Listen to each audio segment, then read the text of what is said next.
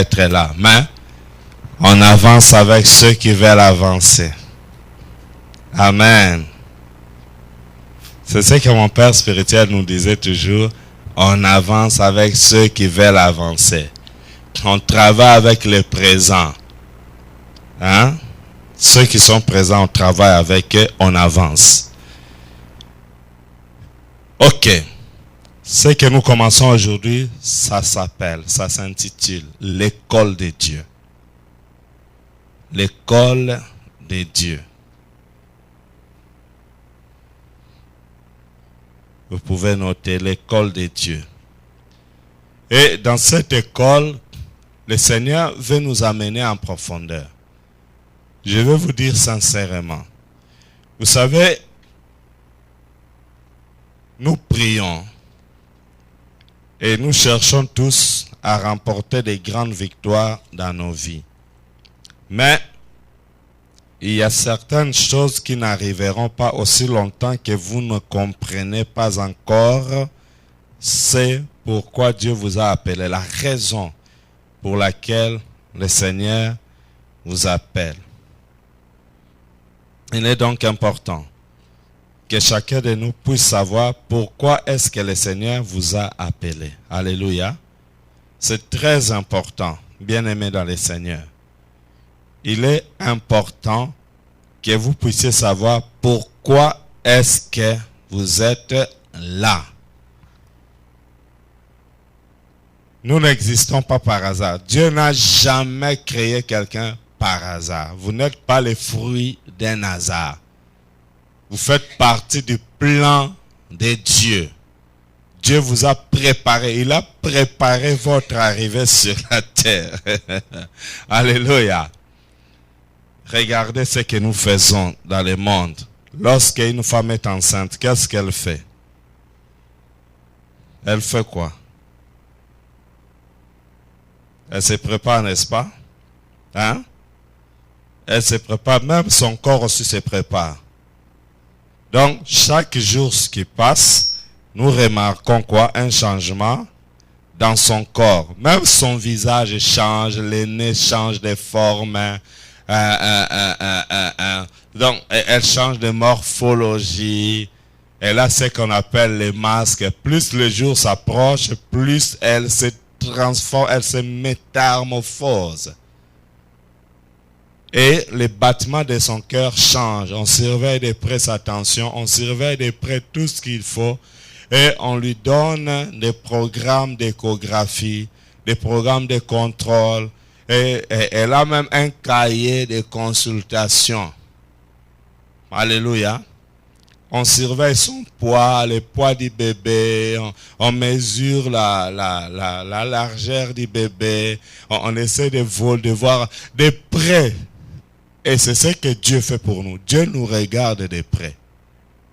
Depuis que Dieu nous a créés, dès le premier jour que vous êtes entrés dans le sein de votre mère, je vous dis que Dieu vous surveille. Il vous tient à l'œil. Il vous regarde. Il vous regarde. Il regarde et surveille tous vos mouvements. Et un jour, Job dit à Dieu, qu'est-ce que je fais pour que tu surveilles tous mes mouvements? Oui, Dieu surveille nos mouvements. Et devant Dieu, il n'y a pas ce qu'on appelle la vie privée. Ça n'existe pas. Vous savez que ça n'existe pas, la vie privée. Donc, je veux d'abord que nous puissions lire ces versets ensemble avant d'aller plus loin. Ça va? Hébreux chapitre 5, verset 12. C'est là que nous commençons. Est-ce que je peux vous demander de nous tenir debout pour la gloire de Dieu afin de lire cette bonne parole? Que Dieu vous bénisse. C'est le premier texte. Hébreux 5, verset 12. Est-ce que quelqu'un peut nous lire ça? Please. Alors, lisons tous à haute voix. Vous avez trouvé? Vous y êtes? Vous. Hébreux 5, 12. C'est parti. Vous, en effet, qui depuis longtemps devriez être des maîtres vous avez encore besoin qu'on vous enseigne le premier rudiment des oracles de Dieu. Vous en êtes venus à avoir besoin de lait et non d'une nourriture solide. Parole de l'Éternel. Amen. Que le Seigneur vous bénisse. Nous acclamons la parole de Dieu et nous pouvons nous asseoir aussi. Alléluia. Oh, wow. Wow. Quelqu'un dit l'école de Dieu. Bon, je vais déjà vous demander d'avance de m'excuser. Hein? Amen. Parce que l'école de Dieu, c'est le niveau le plus élevé de toutes les écoles du monde. Ça va? C'est le niveau le plus élevé. C'est-à-dire là, le langage aussi change. Donc, ne soyez pas choqués. Là, je vous dis déjà à l'avance avant de commencer. Hein? Ne soyez pas choqués parce que on doit dire des choses telles que le Seigneur le veut dans sa parole. Amen. Hein? Dans la nuit, nous avons compris que Dieu a commencé la création pendant la nuit. Il y avait les ténèbres dans la surface de l'abîme et Dieu a dit. Puis Dieu dit que la lumière soit et la lumière fut. Nous avons vu avec vous que lorsque nous communions avec le Seigneur, c'est-à-dire lorsque nous mangeons la chair du Seigneur et que nous buvons son sang, lui-même le Seigneur vient. Il demeure à l'intérieur de nous et nous demeurons à l'intérieur de lui. Nous devenons un. Et nous avons vu dans Colossiens 3:3. Car vous êtes morts et votre vie est cachée avec Christ en Dieu. Cela veut dire que vous êtes à l'intérieur de Jésus-Christ. Jésus-Christ est à l'intérieur de vous et ensemble vous allez vous entrer à l'intérieur de Dieu. C'est-à-dire qu'en ce moment-là, lorsqu'on peut vous chercher ou lorsqu'on cherche à vous faire du mal, on voit d'abord Dieu parce qu'on ne te voit pas directement. Toi, tu es à l'intérieur de Jésus et Jésus est à l'intérieur de Dieu. Est-ce que vous comprenez cela? C'est-à-dire, on voit d'abord Dieu et après on pourra voir s'il y a la possibilité. Jésus, et si c'est encore possible, on peut vous voir. Mais qui est plus que Dieu? Qui est plus grand ou plus fort que Dieu? Personne. C'est-à-dire qu'en ce moment-là, nous devenons intouchables. Et invisibles au même moment. Nous sommes intouchables et invisibles. Et en ce moment, nous commençons à opérer dans le surnaturel. C'est-à-dire, tu n'opères plus selon toi-même. Et c'est là que la Bible déclare, car nous n'avons pas à lutter contre la chair et le sang. Est-ce que tu comprends ça? C'est-à-dire qu'à partir de ce moment-là, celui qui a la chair comme moi, il ne peut plus rien faire contre moi. Oh, ya. Celui qui a la chair comme moi, il ne peut plus parce que j'ai dépassé cette dimension-là. Est-ce que tu comprends? Nous n'avons pas à lutter contre la chair ni le sang.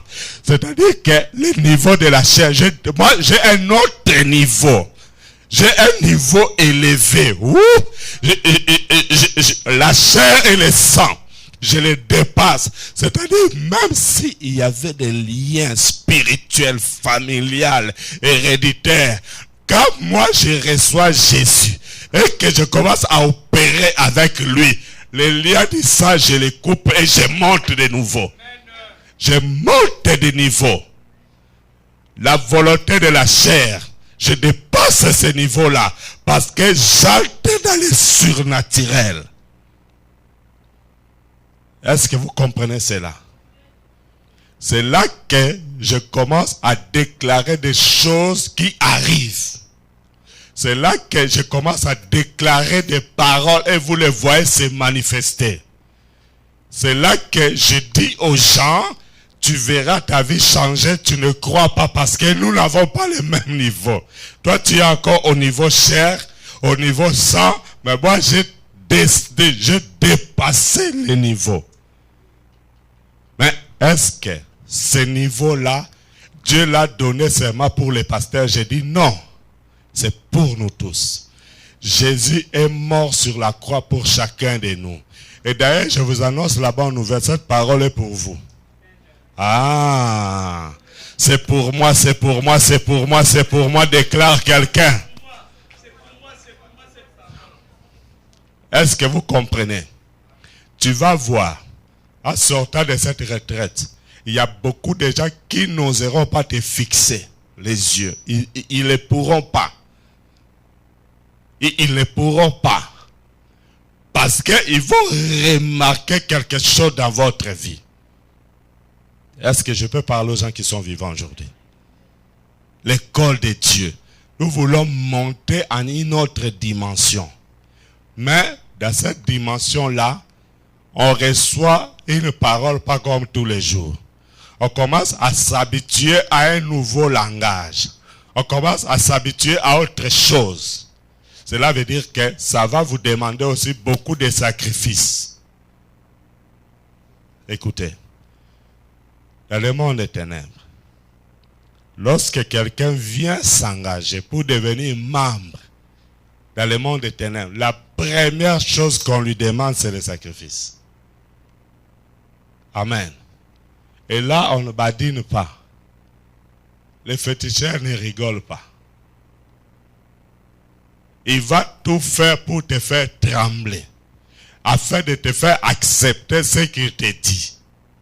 Parce qu'il sait que même lui-même est en danger. Il opère en danger. Il opère sous risque. C'est pourquoi dans les sacerdoces de Dieu, lorsque Dieu dans les temps anciens appelait quelqu'un à devenir souverain sacrificateur, celui-là n'entrait pas dans les temples tous les jours ou n'importe comment. Il entrait une seule fois par an, une seule fois par année. Et avant d'y accéder dans les lieux très saints, là, dans les lieux très saints, on devait mettre sur lui une corde, alléluia, et des clochettes comme ça, quand il marche, ça sonne. Le temps qu'il est en mouvement là, dans les lieux très saints, on entend qu'il bouge. Les petites clochettes, on sait qu'il est encore vivant. Et lorsqu'on n'entend plus rien, c'est qu'il est mort à cause de ses péchés. Alléluia. C'est qu'il est mort. Alors, personne n'avait le droit, puisque le souverain sacrificateur est mort, d'entrer dans les lieux très saints pour aller chercher son cadavre. Tu vas rester là-bas aussi. C'est pourquoi on mettait une corde sur lui. En cas de mort, on va justement tirer les cordes pour évacuer son cadavre. Parce que personne n'a le droit d'entrer là-bas. C'est là que les enfants d'Aaron sont morts. Pourquoi? Parce qu'ils avaient allumé les feux étrangers. Bien-aimés, dans la présence de Dieu, on peut mourir. Est-ce que je peux parler à quelqu'un? Aujourd'hui, beaucoup de gens sont en train de badiner, de blaguer avec les choses de Dieu. Vous avez Dieu et vos petites histoires. On meurt dans ces histoires-là. On meurt. C'est pourquoi je vous dis déjà, puis il serait mieux que tu ne sois pas à cette retraite ici. Il fallait fuir. Il fallait t'absenter. Mais puisque tu es là, c'est trop tard. Tu ne peux plus retourner en arrière. C'est trop tard. Il fallait ne pas venir. Puisque tu es là, c'est trop tard. Tu n'as plus à regarder derrière. Donc, puisque tu es là, tu as déjà commencé à écouter ce que j'ai dit la nuit. Et ce que j'ai commencé à introduire maintenant. Si tu rentres encore derrière, tu n'auras qu'à t'expliquer toi-même. Nous allons dans Jean. Donc, regardez, prenez Jean 15, pendant que je relis Hébreux. Chapitre 12, verset 5. La Bible déclare, Hébreux 5, 12, merci. Vous, en effet, Hébreux 5, 12, vous, en effet, qui depuis longtemps devriez être des maîtres, vous en avez encore besoin qu'on vous enseigne les premiers rudiments des oracles de Dieu. Vous en êtes venu à avoir besoin? Non. Vous en êtes venu à avoir besoin de lait et non de la nourriture solide. C'est-à-dire, à vrai dire, depuis le premier jour qu'on vous a annoncé l'évangile, la parole de Dieu, jusqu'aujourd'hui, essaie de voir les temps. Tu vas voir que tu as fait quelques années déjà dans l'œuvre de Dieu, ou quelques mois. Alléluia.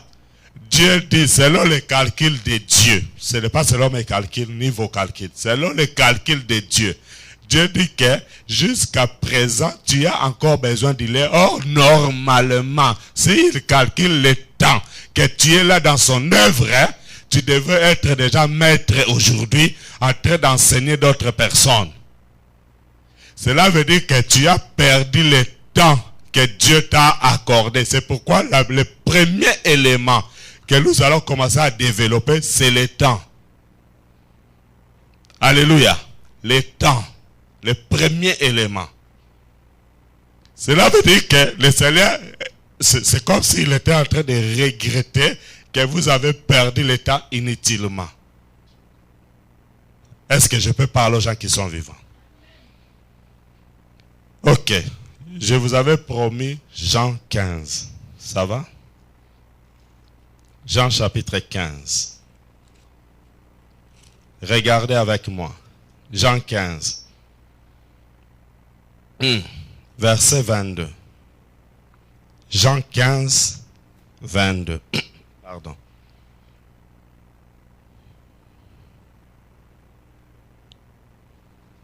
Si quelqu'un trouve qu'il lise. Jean 15, 22. Oui. Si je n'étais pas venu et que je ne leur euse point parlé, ils n'auraient pas de péché. Mais maintenant, ils n'ont aucune excuse de leur péché. Reprends sérieusement. Jean 15, 22. Jean chapitre 15, verset 22. Je lis au nom de Jésus. Amen. Si je n'étais pas venu et que je ne leur euse point parlé, Je leur eusse point parlé, ils n'auraient pas de péché. Mais maintenant, ils n'ont aucune excuse de leur péché. Alléluia.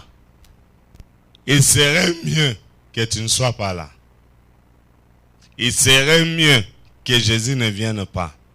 Ça pouvait encore être très mieux que je ne sois pas là debout pour vous enseigner. Là, il n'aurait pas de problème. Ça allait être considéré comme normal. Alléluia. Mais le Seigneur dit, maintenant, vous n'avez plus d'excuses. Il n'y a plus d'excuses. Plus question de retourner en arrière, de regarder ou de marcher selon vous-même. C'est fini cette histoire. C'est fini. Vous êtes enrôlés à l'école de Dieu. Parce que Dieu a regardé et il a vu que vous avez perdu le temps inutilement.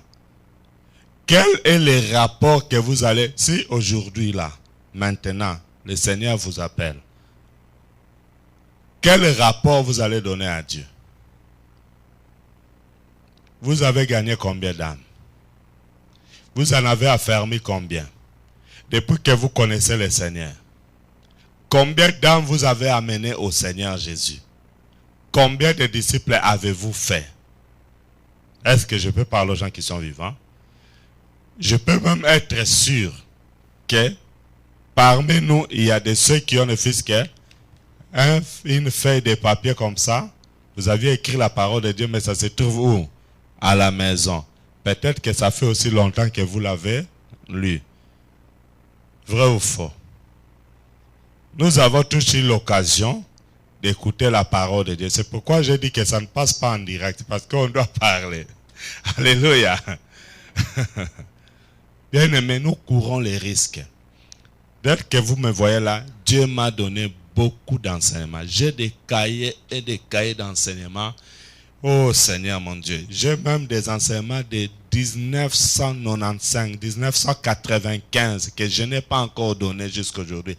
Et à un certain moment, j'ai passé beaucoup de temps, je n'enseignais pas et j'ai commencé à avoir peur. J'ai dit, Seigneur, tu m'as tellement beaucoup donné que je n'ai pas encore libéré. Je risquais d'avoir la constipation spirituelle. Il y a des gens qui ont la constipation spirituelle. Lorsque vous êtes constipé, vous serez mal à l'aise. Lorsque vous êtes constipé, c'est-à-dire vous avez reçu et entendu la parole, les enseignements, les prédications, les exhortations et vous-même vos propres méditations bibliques, plus les songes que Dieu vous a donnés, les révélations, les messages et les prophéties. Vous avez reçu, mais vous ne libérez pas. Alléluia. Vous ne libérez pas, vous ne sortez pas pour gagner les âmes. Vous ne parlez pas aux autres, mais vous avez la connaissance. Dieu comptait sur vous. Mais et voilà, il attend. Il dit, oh, vous qui, en réalité, devriez être des maîtres. Mais vous avez encore besoin que l'on vous donne les laits ou le premier rudiment des oracles de Dieu. Il dit, mais quand je regarde tout le temps que je vous ai accordé, vous devriez déjà être des pasteurs, des disciples, des apôtres, des diacres même. Vous devriez vous occuper d'autres brebis qui souffrent dehors. Là dehors, ça sent mauvais. Il y a des gens qui souffrent là dehors. Oh Seigneur. Tout à l'heure, j'étais au bureau, j'ai senti la compassion dans mon cœur, j'ai commencé à prier, j'ai eu pitié des gens, j'ai eu pitié. Il y a beaucoup de gens qui souffrent là dehors. Mais nous connaissons le Fils qu'un seul verset, nous n'en faisons rien. On peut se dire facilement, je ne suis pas pasteur, je n'ai pas été formé, je n'ai pas été consacré, on ne m'a jamais imposé la main, et voilà, on peut dire tout ce que nous voulons. Alléluia. Mais j'ai vu dans ma Bible, il y a des gens à qui le Seigneur a remis 2 talents. À l'autre, il a donné 3. Et à l'autre, 1 talent. Quand il revient, celui qui en avait reçu 2, il l'a fructifié. Cela a produit encore. Celui qui avait reçu 3 a travaillé ce talent. Cela a produit encore. Alléluia. Celui qui en avait reçu 1, lui, il avait peur parce qu'il n'avait pas beaucoup de dons. Il n'avait pas beaucoup de talents. Il n'avait pas beaucoup d'expérience. Il ne savait pas par où commencer, apparemment. Mais il avait reçu quelque chose. Un seul talent. Il est allé le cacher. Il a enterré le talent. Alléluia. Quand le maître est revenu. Bien aimé, tout ce que Dieu vous donne, même la parole que je vous donne là de la part de Dieu, cette parole a un temps. Dieu nous a envoyés dans le monde pour fonctionner dans les temps. Avant ton temps, ce n'est pas ton temps. Après ton temps, ce n'est plus ton temps. C'est trop tard. Ce qui fait que beaucoup de gens vont se retrouver devant le Seigneur et vous commencez à vous expliquer. Le Seigneur vous prendra patience de vous écouter. Mais quand tu auras fini de t'expliquer, il te dit, je ne vous ai jamais connu. Alléluia. Et c'est là que le Seigneur va appeler celui qui avait reçu 1 talent. Le monsieur sort, le pauvre monsieur. Il sort. Je savais que toi tu es dur. Je savais que tu es ceci ou cela. Donc lui, il avait ses pensées sur le Seigneur de sa façon. Alléluia. Et voilà, il dit, c'est pourquoi je n'ai pas voulu utiliser les talents que tu m'as donnés. Voici ton talent. Il dit, mais pourquoi tu n'es pas allé même les placer dans une banque? Comme ça pouvait produire quelque chose. Alléluia. Pourquoi donc as-tu enterré les talents? Et le Seigneur a dit, arrachez-lui les talents qu'il possède, donnez-lui à celui qui en a beaucoup. Et lui, on l'a jeté dans le feu. Bien-aimés, vous avez tous un ou plusieurs talents. Qu'est-ce que vous en faites? Si c'est ainsi, dites merci à Dieu. Parce qu'il nous a permis d'écouter cette parole aujourd'hui. On peut encore faire quelque chose après maintenant. Parce que beaucoup de gens allaient se retrouver. C'est pourquoi vous voyez, il y a d'autres personnes, je vous ai expliqué ici. Il est mort, mais il pleure. Pourquoi? Ça se passe des choses là-bas. Hein. Alléluia. Vous voyez un cadavre qui transpire. Il se passe des choses. Nous avons vu que Moïse est mort. Le diable est venu réclamer son corps, se disputer son corps avec l'archange Michael. Pourquoi? À cause de la colère. Il y a des choses qui vous réclament. Bien-aimés, pendant que nous marchons ici sur la terre, Satan ne te laissera pas libre de servir Dieu ou de le suivre. Je vous dis la vérité. Il créera toujours des obstacles et des occasions négatives pour t'empêcher seulement à marcher avec Dieu. Il va créer des histoires pour te décourager. C'est ça le plan du diable. Moi que vous voyez là, j'ai été victime de beaucoup de mauvaises choses. Mais je rends grâce à Dieu parce qu'il m'a toujours donné la force de continuer avec lui. Amen. Mais je vais être sincère avec vous. Il m'est arrivé plusieurs fois de perdre le temps. Pourquoi? Parce qu'une histoire sort et je prends tout mon temps à rester sur ça, à penser pourquoi est-ce qu'il a fait ça, pourquoi c'est une perte de temps. Est-ce que vous comprenez? Pourquoi est-ce qu'il m'a dit ça? Pourquoi est-ce qu'il devait faire ça vraiment? Mais pourquoi seulement à moi il a fait ça? C'est une perte de temps. Le diable, sa stratégie, c'est de te faire perdre le temps. Pendant que lui-même, il gagne le temps.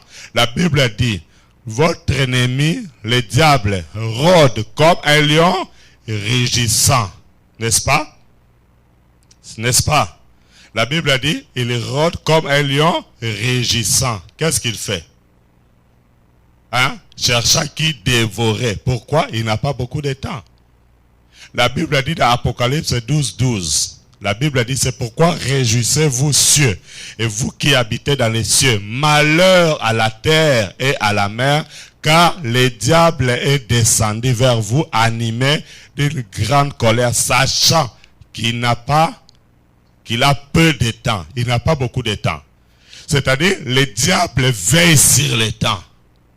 Pendant que lui travaille sur le temps, afin de prendre beaucoup de gens et de les amener en enfer, mais à nous, il envoie la distraction, il envoie des persécutions, il envoie des critiques comme ça. Nous, on reste tout le temps à regarder ça pour nous faire perdre le temps. Au lieu d'avancer avec le Seigneur, nous restons sur ça, ça nous fait perdre le temps et le temps avance, bam, le Seigneur va revenir.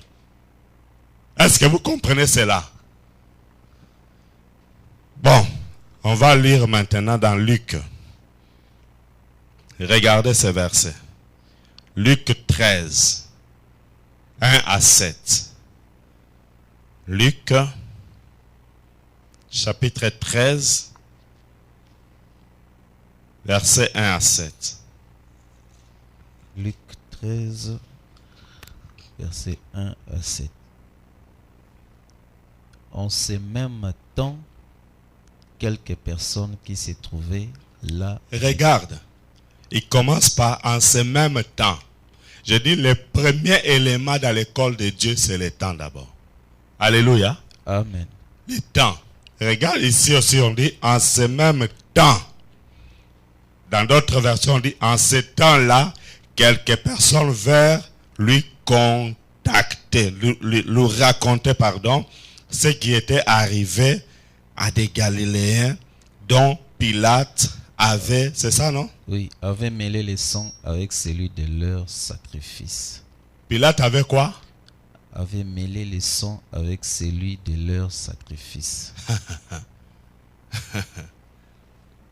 Il a mélangé le sang oui. avec celui de leur sacrifice. Oh, Dieu dit, ne mélangez pas les semences. Mais Pilate a Pilate. Mélangé. Ok, on continue. Verset 2. Il leur répondit, croyez-vous que ces Galiléens fussent de plus grands pécheurs que tous les autres Galiléens parce qu'ils ont souffert de la sorte? Non, je vous le dis, mais si vous ne vous repentez, vous périrez tous également.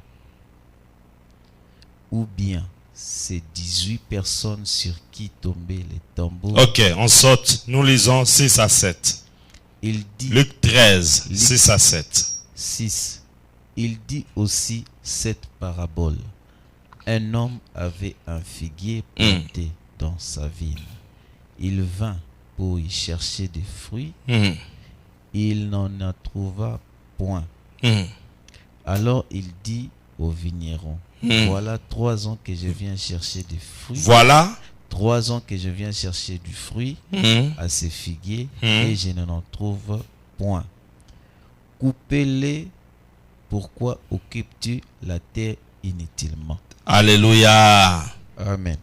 Alléluia. Amen. Pourquoi occupe-t-il la terre inutilement? Oh, le Seigneur avait accordé déjà 3 ans. Regardez le verset 7. Alors il dit au vigneron, voilà 3 ans que je viens chercher des fruits à ces figuiers et je n'en trouve pas. Coupe-les. Pourquoi occupe-t-il la terre inutilement? Alléluia. Le Seigneur Jésus, quand il est venu dans le monde, baptisé, il a commencé son ministère. En 3 ans, il a terminé sa mission. Est-ce que vous comprenez ça? Il a commencé le ministère à 30 ans. Suivez très bien. À 30 ans, il a commencé son ministère. À 33 ans, il a fini. Il a formé les disciples. C'est-à-dire, avant 3 ans, Pierre était capable d'annoncer la parole de Dieu, d'évangéliser. Jean était capable de sortir, de gagner les âmes, d'évangéliser et de les amener à l'église. Alléluia. Jacques était capable. Bien avant 3 ans, ils étaient tous capables. Ils sortaient, ils annonçaient la parole de Dieu, ils chassaient les démons avant 3 ans. Et lorsque les 3 ans sont accomplis, il a terminé sa mission. Donc, par rapport au temps, Jésus, par rapport au temps ministériel, il n'avait que 3 ans. Bien aimé, nous fonctionnons avec le temps. Est-ce que je peux parler à quelqu'un aujourd'hui? Tu n'as pas beaucoup de temps. Quand tu penses que ton temps n'est pas encore arrivé, laisse-moi te dire, que pensez-vous lorsque quelqu'un dit, mon temps n'a pas encore sonné? Mais ce sont des gens qui se trompent. Pendant que tu penses que ton temps n'est pas encore arrivé, tu étais déjà né. C'est-à-dire ton temps est déjà arrivé dès le premier jour que tu as été conçu. Le temps de l'homme commence quand? Le temps de l'homme commence le jour que tu as été conçu. Dans le ventre de ta mère, et Dieu met le chrono, tout, ça commence à compter. Est-ce que je peux parler à quelqu'un? Le temps commence quand tu es conçu dans le ventre de ta mère.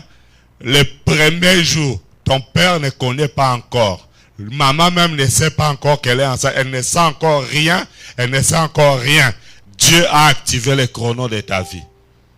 Le chrono commence à tourner. Et maintenant te voilà. Tu as l'âge que tu as. Tu dis non, vous allez à l'église. Mon temps n'est pas encore arrivé. Qui te trompe? Tu es déjà dans les temps. Alléluia, alléluia, alléluia. Tu es déjà dans les temps. Ça marche. Les aiguilles là, des secondes, ça fonctionne pour toi. Oh, tu ne sais pas quand est-ce que Dieu va t'appeler. Et tu ne connais pas la fin de ton temps ici sur la terre. Vous êtes en train de perdre le temps. Les païens, vous perdez le temps. Les chrétiens, vous perdez le temps. Les serviteurs, servants de Dieu, vous perdez le temps. On n'a pas beaucoup de temps. Il faut travailler dans le temps. Alléluia. Nous avons perdu beaucoup de temps. Et le Seigneur m'a dit, il dit, écoute, tu sais pourquoi beaucoup de gens n'arrivent plus à remporter des victoires? Il me dit, c'est à cause des 2 éléments principaux. Le premier élément, c'est le retard. Il dit, le premier élément, c'est le retard.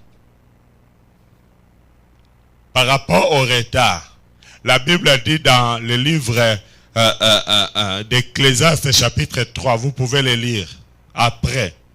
Et il y a un temps pour toutes choses. Un temps pour rire, un temps pour pleurer. Un temps pour s'aimer, un temps pour moissonner. Alléluia. Acclame le Seigneur des Seigneurs, le Roi des Rois. Amen. Si tu as sommeil, lève-toi. Parce que si moi je te vois dormir, je te demanderai de te lever. Je dis qu'on commence à manger les ossements, les os. Amen. La nourriture solide, pas question de dormir. Ici, le langage a changé. Hein? Sinon, tu vas aller gratuitement en enfer.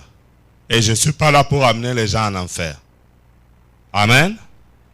Acclame le Seigneur des Seigneurs. Donc, si tu as sommeil, suis l'enseignement debout. Je ne vais épargner personne. Toi-même, tu es conscient que tu somnoles. Lève-toi, commence à écrire debout.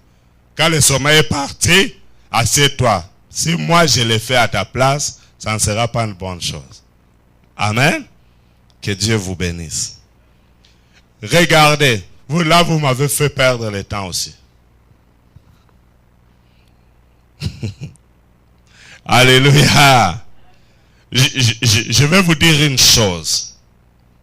Jésus a fait 3 ans pour former ses disciples. En 3 ans, il a fini sa mission, il est parti.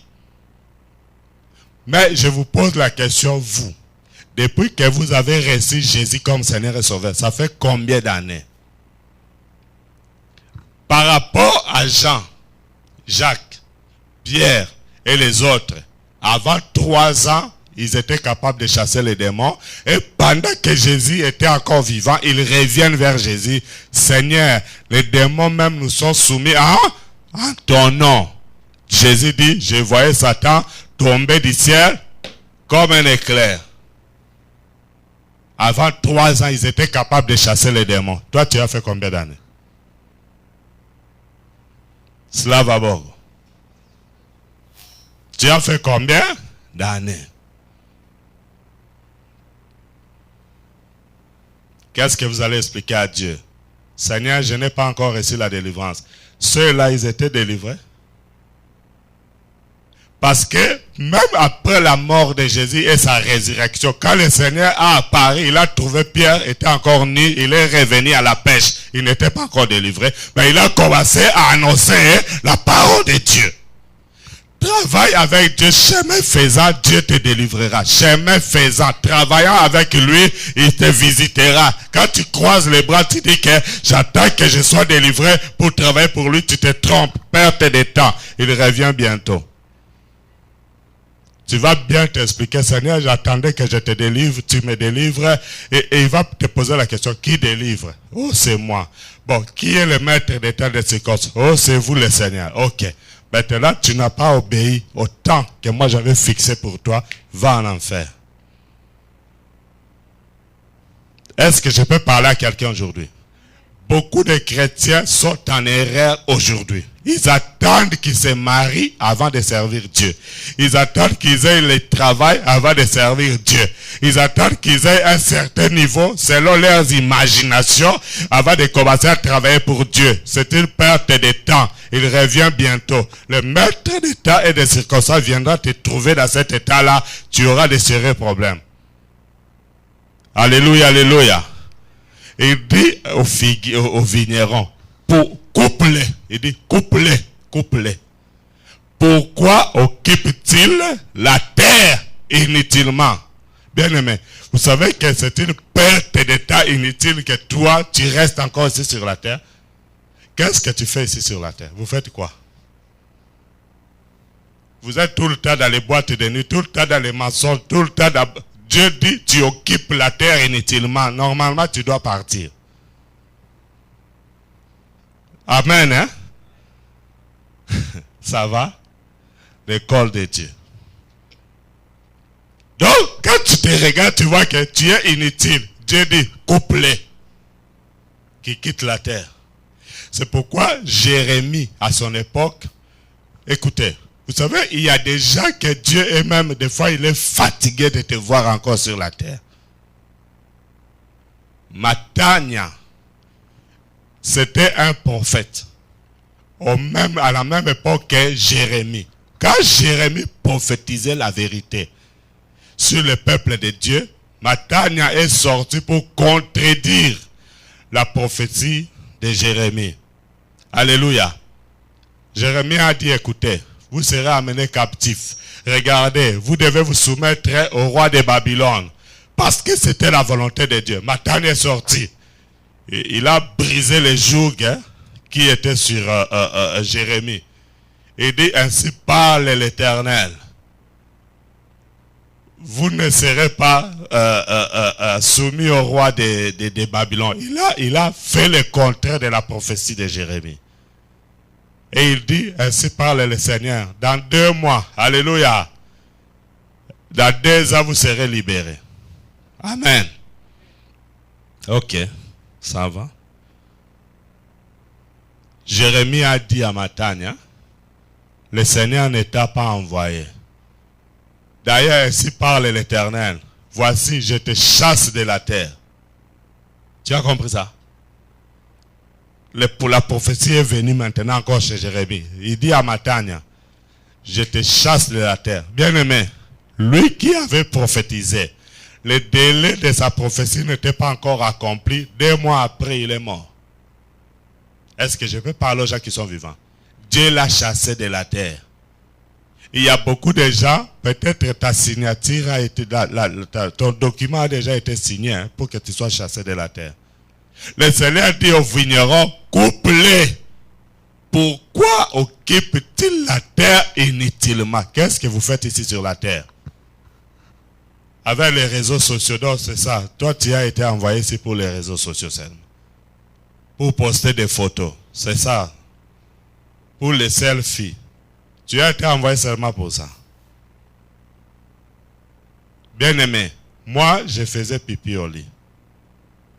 Pendant que je faisais pipi au lit, je n'ai pas abandonné l'œuvre du Seigneur. Je le servais faisant pipi au lit.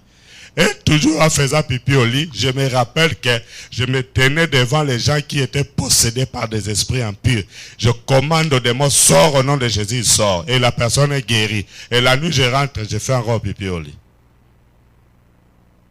Imaginez-vous un seul instant, si je pouvais attendre, Seigneur, jusqu'à ce que tu vas me délivrer de ces pipis au lit, c'est comme ça que je vais te servir. Peut-être jusqu'aujourd'hui, j'allais continuer à le faire. Alléluia. Travaillez pour le Seigneur comme vous êtes là. Travaillez pour lui. Entrez dans son champ. Sortez, allez à la gare du Nord, à Matongé, à l'abattoir, gagnez les âmes. S'il vous plaît, n'allez pas gagner ceux qui ont déjà leur église.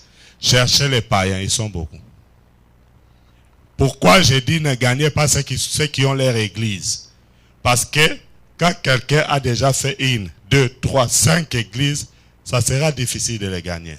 Sincèrement. Pourquoi? Aza sous na somo ya rechange te. La personne a la plus peur. Elle est habituée d'aller de maison en maison, ça sera difficile. Vous qui êtes là, gloire à Dieu, vous êtes déjà là, restez ici, asseyez-vous ici. Amen. Hein? Commençons cette œuvre ensemble aujourd'hui. N'allez plus là-bas derrière. Non, non, non, non. Ce n'est plus chez vous. Chez vous, c'est maintenant ici. Restez ici. Travaillons pour le Seigneur dans les temps, les courts délais que Dieu nous a accordés. Amen. Hein? Pourquoi occupes-tu la terre inutilement? Voilà, on se croyait utile, hein? À cause de ce qu'on faisait, on se croyait utile. On se croyait utile. On vous invite pour une fête d'anniversaire. Là, vous êtes utile dans les mauvaises choses. Pourquoi êtes-vous utile dans les mauvaises choses? Soyez utile dans les bonnes œuvres, dans les bonnes choses. Dans cette cause, la bonne cause, la parole de Dieu. Soyez utile pour Dieu. Ne soyez pas inutile.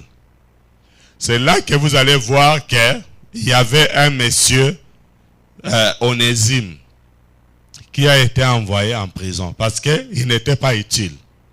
Et heureusement que Paul aussi était arrêté. Alléluia. Et ils se sont rencontrés où? Dans la prison. C'est là, vous savez, il y a d'autres personnes. Hein? Lorsque tu ne comprends pas que tu dois opérer dans le temps, Dieu pour te faire comprendre, hein, il va t'envoyer à l'école de Dieu en prison. Il y a des gens, quand ils sont libres là dehors, ils ne comprennent pas les choses de Dieu. Alors, pour le faire bien comprendre, Dieu peut permettre des circonstances, on t'arrête. Tu vas en prison et là, tu vas comprendre la parole de Dieu. Est-ce que je peux parler aux gens qui sont vivants? Et c'est en prison que Paul va les former, il va l'enseigner, il va les renvoyer auprès de son maître Philémon. Il dit, voici Onésime, je te les renvoie comme un autre moi-même. Alléluia. C'est-à-dire, il dit, lui qui avant n'était pas utile, maintenant il est devenu utile. Bien-aimé, tu as besoin d'être utile. Sinon on va te couper. C'est le Seigneur qui dit, il dit, coupe-les. Pourquoi occupe-t-il la terre? Pourquoi vous êtes encore ici? Vous faites quoi encore ici dans le monde? Vous faites quoi? Avec tous les enseignements que vous avez reçus, toutes les prédications, vous êtes même professionnel. Parce qu'aujourd'hui, avec Internet, vous suivez beaucoup de radios. Beaucoup de radios. Radio Cité de Dieu, Jésus Radio Live, Pain du Soir, Étoile du Ciel, Olive TV, tout le monde vous suivez. Bravo, c'est bien. Mais à quoi êtes-vous utile? Ce n'est pas le fait de multiplier les pasteurs. C'est être utile qui est important. Pourquoi les gens multiplient les chéris? Pourquoi ils zappent? Vous zappez, vous zappez, vous zappez, vous zappez. Et ça devient un mélange. Bien aimé, je vais vous dire sincèrement, Dieu a appelé chacun pour un ministère, pour une église. Lorsque vous mélangez, vous devenez embrouillé, vous serez embrouillé. Jamais dans la vie, Dieu n'a donné à quelqu'un 2 papas biologiques. Jamais. Ça n'existe pas. On ne peut jamais avoir 3 mamans biologiques. Et spirituellement, on ne peut pas avoir 2 pasteurs. Un pasteur, ça suffit. L'Éternel est mon berger au singulier, n'est-ce pas? L'Éternel est mon berger au singulier. Je ne manquerai de rien. Mais quand l'Éternel est non, that club, ça ne marche pas. Tu dois avoir un seul pasteur. C'est tout. Et reste là, suis les enseignements. Sinon, ça sera le mélange. Et le mélange, je vous ai expliqué, ça cause la perte de temps. Hein? On doit surménage, tu auras le poulou. Et quand tu as la diarrhée, tu ne seras pas à l'aise. Hein? Parce qu'il y a le mélange dans le ventre là. Amen. Est-ce que je peux parler aux gens qui sont vivants? Nous lisons Actes des Apôtres. Et c'est là que nous allons commencer à voir quelqu'un maintenant. Acte 13, verset 36. Actes des Apôtres, chapitre 13. Verset 36. Acte 13. Verset 36.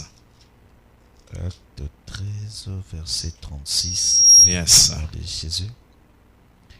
Or, David, après avoir en son temps servi au dessein de Dieu,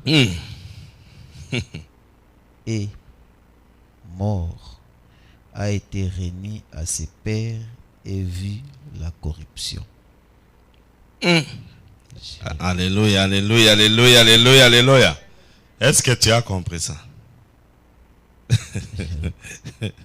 Alléluia. Amen. Est-ce que vous avez compris ça?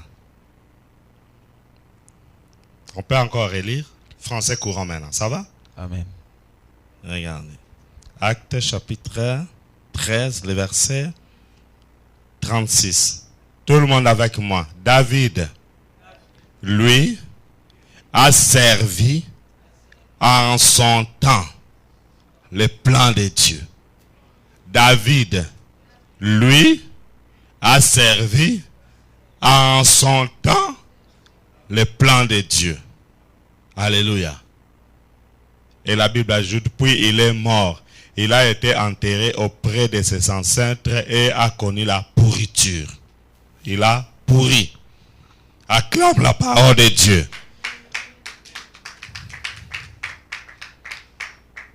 La Bible dit, David a servi en son temps le plan de Dieu. En son temps, le plan de Dieu. En son temps, le plan de Dieu. Même le plan de Dieu a un temps fixe pour ta vie. David devait discerner que ça c'est mon temps et je dois servir en mon temps. C'est-à-dire qu'il y a un temps pour toi et un temps pour l'autre. Avant ton temps, c'est le temps d'une autre personne. Et après ton temps, ce n'est plus ton temps, ça appartient à l'autre. Tu dois profiter de ton temps. Mais la question est posée. Seigneur, c'est quand mon temps? Je te dis, c'est maintenant. Ton temps. Ce n'est pas demain. Oh Seigneur, tu vois, j'attends le temps de Dieu. Le temps de Dieu a sonné depuis que tu étais entré dans le ventre de ta mère. Donc tu es dans ton temps maintenant. Est-ce que ça va?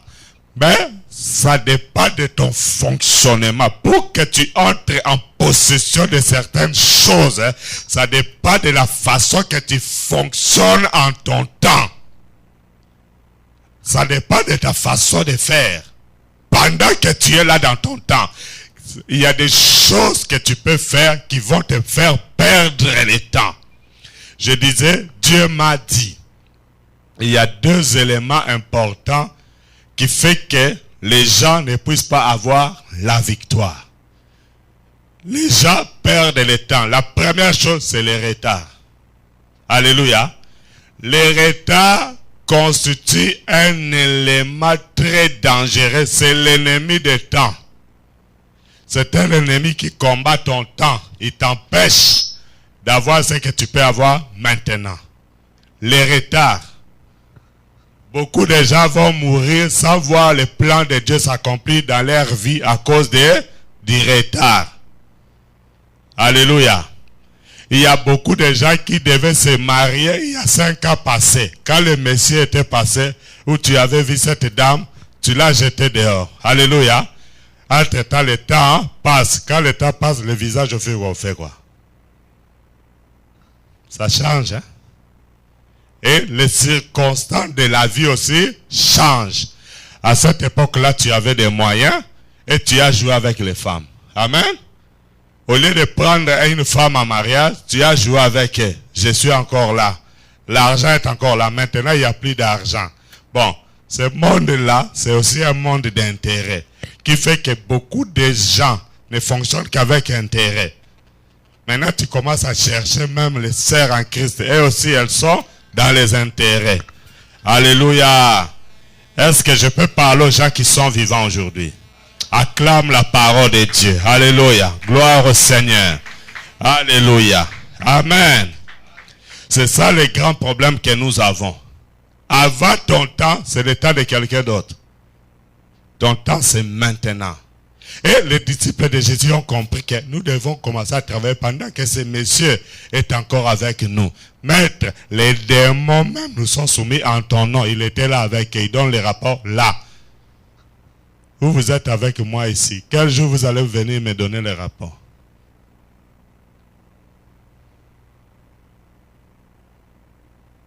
Vous allez donner les rapports quel jour? Parce que, écoutez, soyons sérieux. Dieu ne descendra pas pour faire le travail que moi j'ai fait à ma place. Il m'a déjà donné un travail d'être votre berger. Donc, si tu vas donner même les rapports à Dieu, il va te renvoyer chez moi. Parce que Dieu respecte la hiérarchie. C'est lui qui a établi l'ordre hiérarchique. Dieu est clair. Je vais le souligner et être clair là-dessus.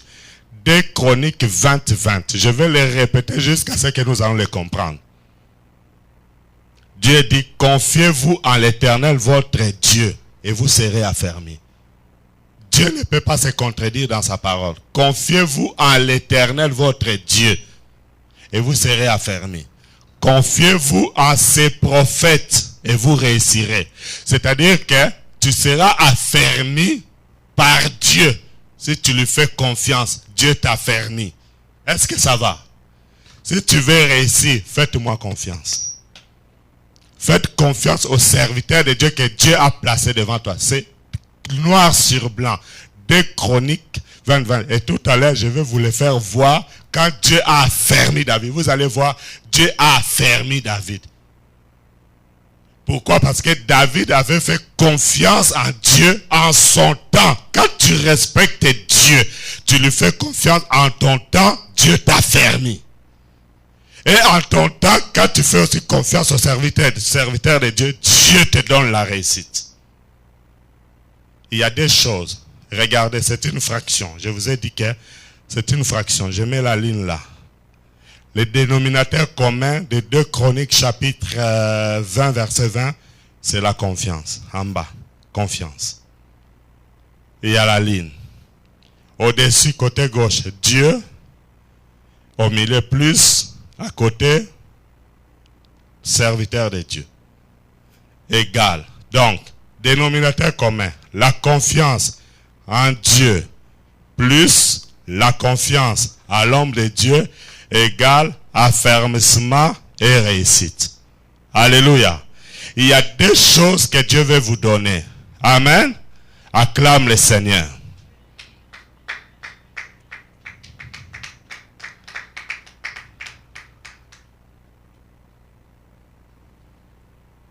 Acclame encore le Seigneur.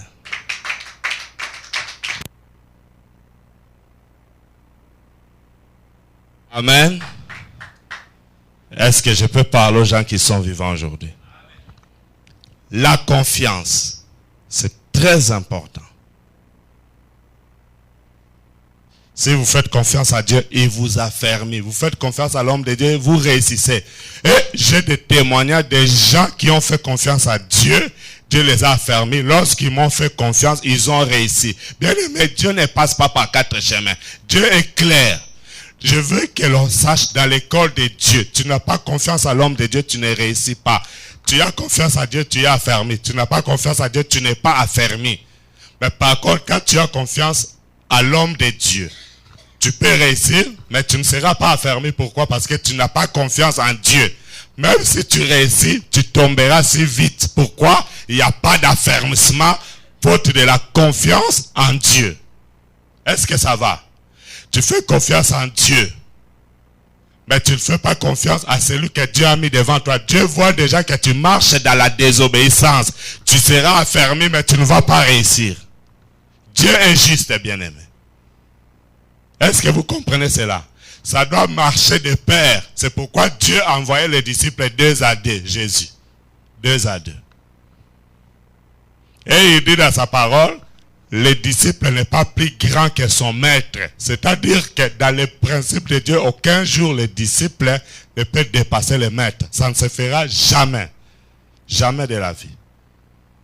Aucun jour tu seras plus que ton père biologique ou ta mère biologique. Jamais. Et la Bible dit même, celui qui dira à sa mère, Raka, il sera maudit. Alléluia. Tu ne peux même pas insulter ton père ni ta mère. C'est interdit. La Bible dit, enfants, obéissez à vos parents. Et au conducteur, dans Hébreux chapitre 13, verset 17, Hébreux 13, 17, le Seigneur dit, obéissez à vos conducteurs, car ils veillent sur vos âmes. Ils veillent sur vos âmes. Hébreux 13, 17, obéissez à vos conducteurs, car ils veillent sur vos âmes comme devant en rendre compte. Cela veut dire que même pour que tu entres au paradis, Dieu va demander à ton pasteur. Il va nous demander. Il connaît déjà les rapports, mais il va demander. C'est pourquoi même pour que quelqu'un devienne serviteur de Dieu, on demande le témoignage. Qui l'a encadré, qui l'a formé, il est passé par où? Si on te pose les mains, on fait de toi serviteur ou servant de Dieu, ton père spirituel n'est pas là, tu es fraudeur. Tu as fraudé. Même s'il n'est pas là, il doit témoigner par écrit. Est-ce que vous comprenez cela? Il y a un de mes enfants spirituels. Un jour, on l'a influencé. On voulait faire de lui pasteur. Par des gens qui voulaient passer outre. Ils voulaient passer de côté, là à côté, sans que moi je sois au courant. Le jour que je l'ai su, j'ai dit, écoutez mon frère, tu seras pasteur, mais un pasteur de malédiction. Je lui ai dit en face, tu vas devenir pasteur de malédiction. C'est moi qui t'ai formé. Comment on va te mettre pasteur là-bas? Moi, je ne suis pas au courant. Tu seras un pasteur, mais de malédiction. Ils ont besoin de mon témoignage. Même si je ne suis pas là, ils ont besoin de témoignages des gens qui ont travaillé avec vous. Tu étais où? À la chorale, à la modération, à la sonorisation. Tu faisais quoi? On a besoin de ces témoignages-là. est-ce que je peux parler aux gens qui sont vivants? C'est comme ça que ça se passe. Comment vous allez vous retrouver à l'université, mais on n'a pas la preuve de votre bac? Dites-moi. Examen d'état, diplôme d'état, il n'y a pas. On va vous admettre là-bas. Même il y a certaines formations ici. Pour que tu puisses suivre cette formation, on te demande ton diplôme des humanités. Vrai ou faux? Et s'il n'y a pas, tu dois passer un test d'admission. On doit prouver que tu es capable de suivre cette formation-là. Je me trompe? Et pour aller au paradis, tu crois que tu vas passer comme ça. Tu passes.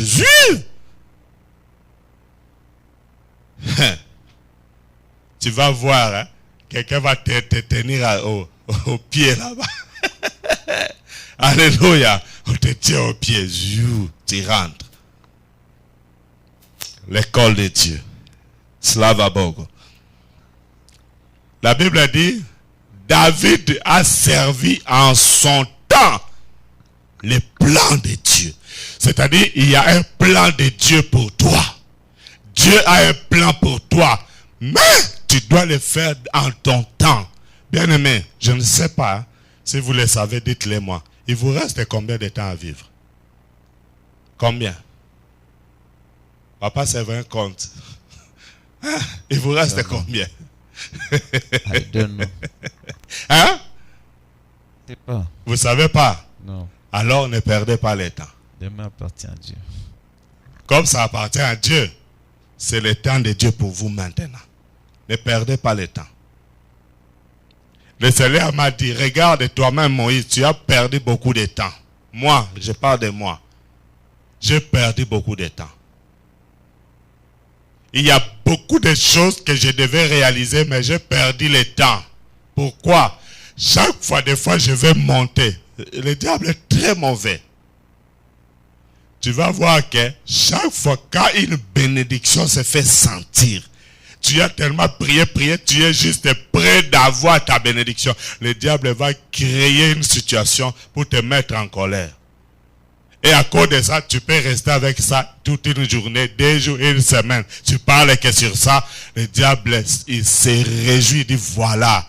Il était à 1 jour de sa bénédiction et voilà qu'il a reculé de 7 jours, malheureusement de 3 mois. Pour certains. Alléluia. Et voilà, vous perdez. Maintenant, tu as combattu toute ta vie, tu as prié, tu t'es sanctifié pendant 5 ans pour arriver à 1 jour de ta bénédiction et le diable te fait perdre. Tu dois encore faire peut-être 10 ans encore. Oh, tu as quel âge pour faire encore 10 ans? Dieu m'a dit, le plus grand problème des gens, c'est le retard. Dieu m'amène à la piscine de Bethesda. Il dit, regarde ces paralytiques-là. Ce monsieur a fait 38 ans à la piscine de Bethesda. Et Jésus vient. Il se présente devant ce monsieur. Le maître des temps et des circonstances, hein? Il se présente devant ce monsieur. Il dit, veux-tu être guéri? Simple question. Le monsieur commence à perdre le temps. Oh, tu vois, on lui dit, veux-tu être guéri? Peut-être c'est pressé. Si tu dis oui, tu t'es guéri, il part. Il commence à perdre le temps. Les explications, intellectualisme, il connaît beaucoup, mais c'est qu'il connaît tout. C'est-à-dire, tu vois, chaque fois que je vais, c'est pour me jeter à la piscine. Alors, vraiment, en tout cas, je n'ai personne pour me jeter. Et chaque fois que j'y vais, quelqu'un d'autre plonge à ma place. Il dit, tu as besoin d'être guéri. Jésus a dit, bon, par pitié et par amour, par compassion. Il dit, bon, ce monsieur, c'est pourquoi je comprends pourquoi il a fait 38 ans ici. Il connaît beaucoup. Bien aimé, lorsque tu connais beaucoup, tu vas perdre le temps. Moi, j'ai appris quelque chose. Le Seigneur m'a appris quelque chose. Même si je connais, lorsque tu commences à m'expliquer ce que je connais, je m'étais. Pourquoi? Pour ajouter à ma connaissance ce que toi tu as comme expérience parce que je ne l'ai pas. Je m'étais. Raison pour laquelle, regardez-moi bien, chaque fois que des pasteurs viennent prêcher ici, je m'assieds et je note. Ce n'est pas parce qu'ils sont plus que moi. Et d'ailleurs, ils sont plus que moi. Parce que je ne connais pas ce qu'ils connaissent, je note. Mais, je j'ai vu beaucoup de gens dans ma vie étant que serviteur de Dieu. Je commence à lui parler des choses. Regarde ça, ne fais pas ça, faites ceci, je lui conseille. Il me coupe la parole, je dis bravo déjà. Pasteur, je n'étais pas coupé la parole. Oh, il m'a déjà coupé la parole. Donc, il connaît plus que moi. Alors, il commence à parler. Ils expliquent. Et je le laisse le temps. Je dis, voilà, il va vraiment perdre ce temps. Oh, s'il pouvait patienter ne fût-ce que 30 secondes, il allait peut-être avoir la solution. Et d'ailleurs, en me coupant la parole, tu me fais perdre le fil d'idée. C'est-à-dire, le fil d'idée, c'était ta révélation et ta délivrance. Tu l'as perdu. Parce que tu es pressé. Monsieur et madame qui connaissent tout. Alléluia. Est-ce que je peux parler aux gens qui sont vivants aujourd'hui? Mais par contre, les gens qui ont pris le temps de m'écouter, je vous dis la vérité, ils sont en train de voir des choses. Au moment où je parle, il y a ceux qui ont déjà leur solution. Dieu m'a utilisé pour eux. Ils vont témoigner. Parce qu'ils avaient accepté de fermer un peu la bouche pour écouter et mettre en pratique. Amen. Dieu ne peut pas te donner un serviteur de Dieu devant toi pour rien. Ce n'était pas en vain que Dieu avait envoyé Élie pendant la famine. Parce que c'est Élie lui-même qui a fait la prière. Sinon, à ma parole, il ne tombera pas de pluie ici. Il a arrêté la pluie. Pendant 3 ans et 6 mois, il n'y avait plus de pluie. Et cela a causé la sécheresse. Et cette sécheresse est retournée encore contre lui. Alléluia. Donc, il y a des prières. Avant de faire la prière, il faut bien réfléchir. Est-ce qu'après d'avoir fait cette prière-là, ça ne peut pas quelque part se retourner contre toi? Tu vas te retrouver dans la famine parce que tu avais prié pour maudire quelqu'un. Oh, Dieu avait prévu que cette personne-là sera ta bénédiction d'ici 5 ans. Tu l'as maudit aujourd'hui. Dans 5 ans, quand tu n'auras rien, c'est lui qui devait te ravitailler. Il est bloqué. Tu vas souffrir. Ne maudissez pas les gens. Tu vas maudire ta propre source de bénédiction. Ça va. Alléluia. Élie se retrouve maintenant, il n'a pas de quoi manger. Dieu est bon. Il lui dit, va chez la veuve de Sarepta. Je l'ai commandé. Alléluia. J'ai commandé, j'ai donné mes ordres là-bas. La veuve de Sarepta va s'occuper de toi. Il arrive chez la veuve de Sarepta. Il trouve aussi que la veuve de Sarepta avait une situation. C'est ce qu'on appelle la situation. Il avait les macombas des situations.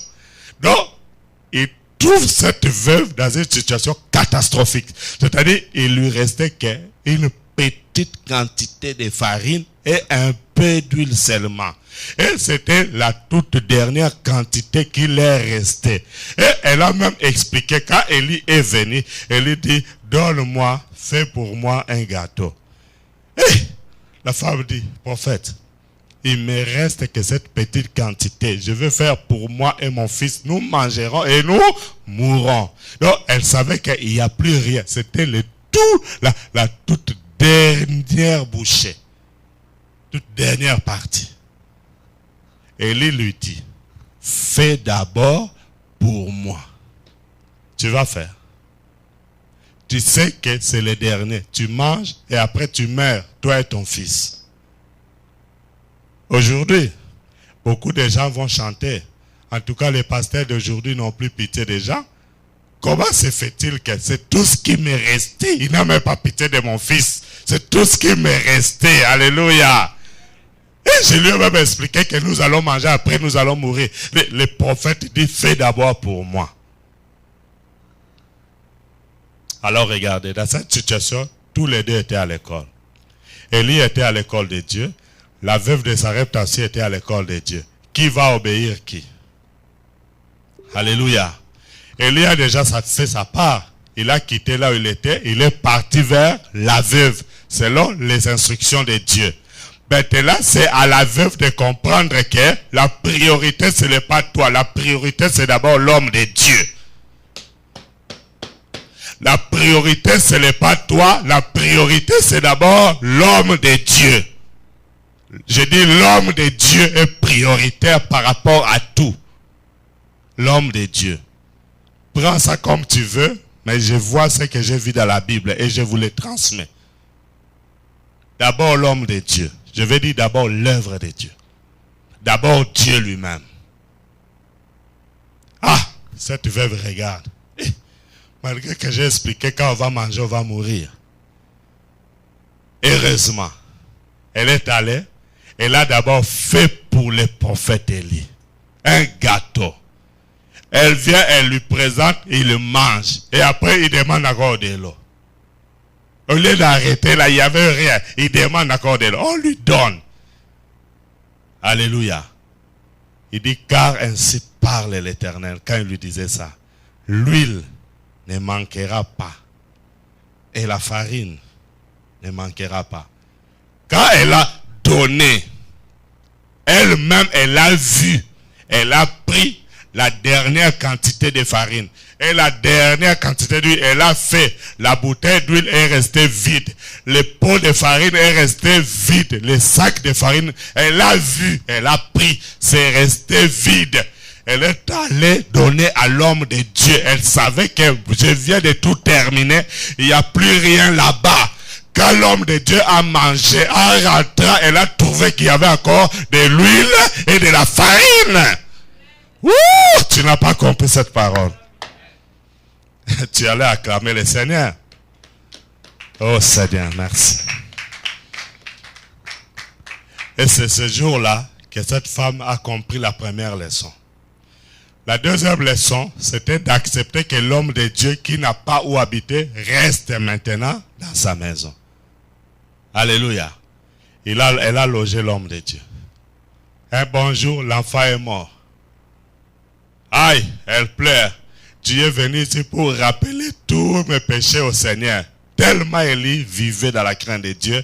Donc, la femme s'est condamnée. Elle a vu qu'à cause de la sanctification de ces messieurs, maintenant Dieu, quand il regarde la sanctification, il regarde mes péchés, Dieu se souvient de mes péchés.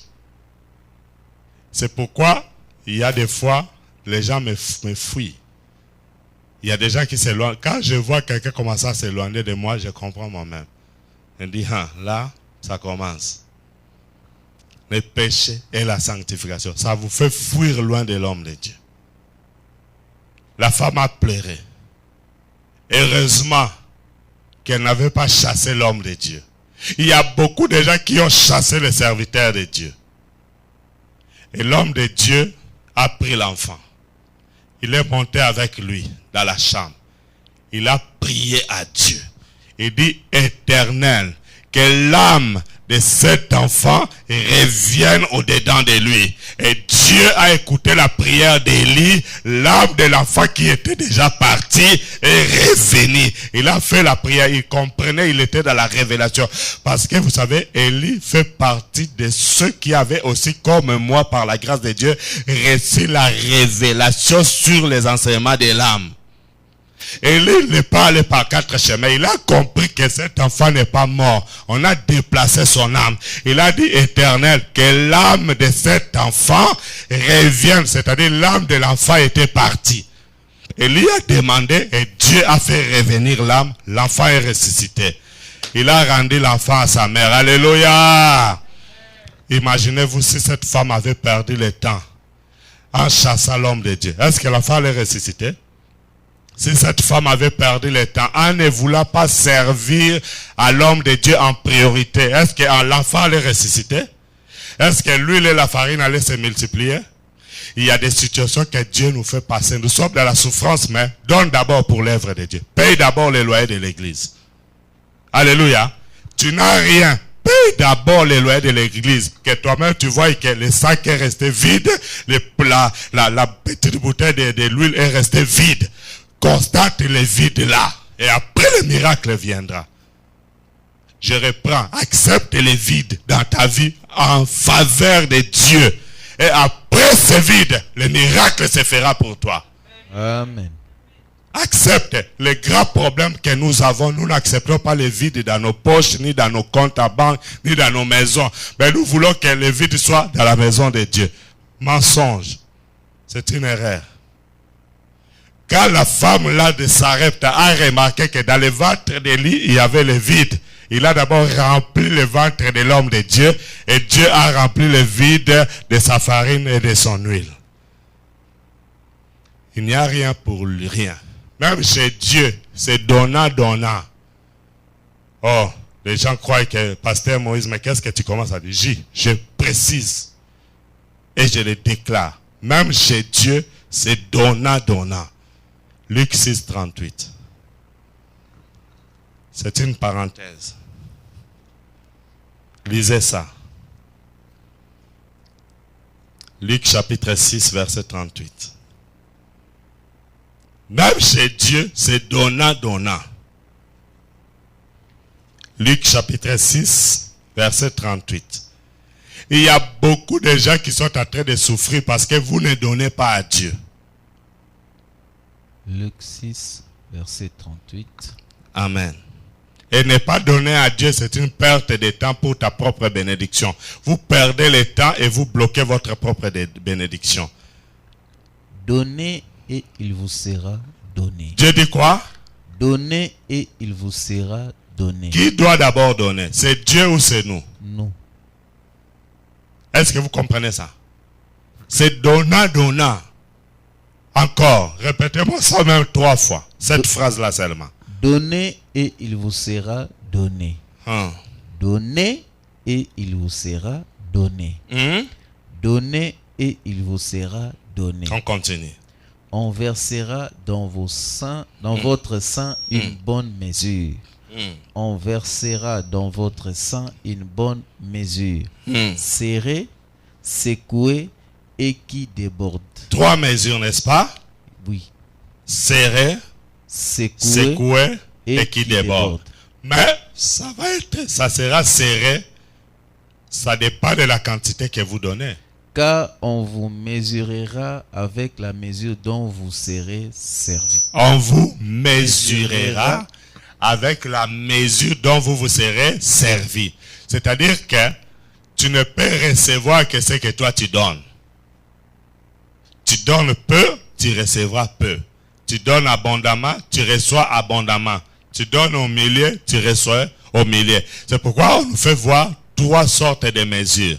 La mesure serrée, la mesure secouée et la mesure qui déborde. Il n'y a que 3 dimensions de données qui produisent les 3 résultats. Soit vous recevez ce qui est serré, soit vous recevez ce qui est secoué, soit vous recevez ce qui déborde.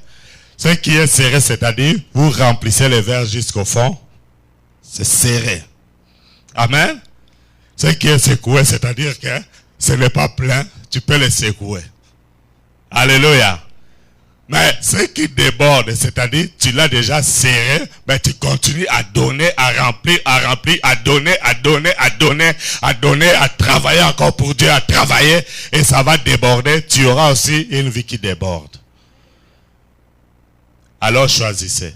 Quelle mesure voulez-vous? Je sais que même si vous me répondez, vous allez tomber dans ce qui est secoué. Mais je ne vous souhaite pas d'être secoué. Amen. Que Dieu vous bénisse. Mais je n'ai pas fini. J'ai dit que Dieu vous bénisse par rapport à ça. Amen. L'école de Dieu. La Bible dit, David a servi en son temps les plans de Dieu. David avait compris qu'il avait un temps que Dieu avait préparé pour lui et qu'il devait opérer par rapport à ce temps-là. Et il savait que je ne dois pas perdre le temps. Et dans le temps, le peu de temps que Dieu avait donné à David ici sur la terre, David avait beaucoup de choses à faire. Il devait d'abord devenir roi à Hébron pour 7 ans et demi. Et après, il doit devenir roi à Jérusalem pour 33 ans. Est-ce que vous comprenez? Dans le temps, il y a des espaces, il y a des périodes. Dans le temps, il y a des étapes. Dans le temps, vous avez des périodes, vous avez des espaces, vous avez des persécutions. Il y a, donc le temps, c'est quoi? Le temps, c'est la durée dans laquelle hein, la durée dans laquelle se succèdent les événements. Écrivez ça, comme ça vous permet d'avoir une certaine idée par rapport à la définition du temps d'abord. Le temps, c'est quoi? Nous disons que le temps,